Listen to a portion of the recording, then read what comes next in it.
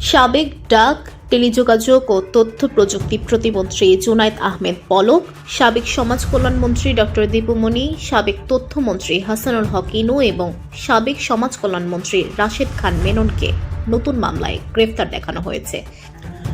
সোমবার সকালে রামপুরা, হাতিরঝিল ও শাহবাগ থানার নতুন মামলায় তাদের গ্রেফতার দেখিয়ে কারাগারে পাঠানোর আদেশ দেন আদালত। আদালত সূত্রে জানা গেছে, হাতিরঝিল থানার খালেদা জিয়ার গাড়ি বহরে হামলার মামলায় হাসানুল হক ইনু, রাশেদ খান মেননকে গ্রেফতার দেখানোর আদেশ দেন আদালত। শাহবাগ থানার নতুন হত্যা মামলায় দীপুমণি ও জুনায়েদ পলককে এবং রামপুরা থানার নতুন হত্যা মামলায় হাসানুল হক ইনুকে গ্রেফতার দেখানোর নির্দেশ দেওয়া হয়েছে।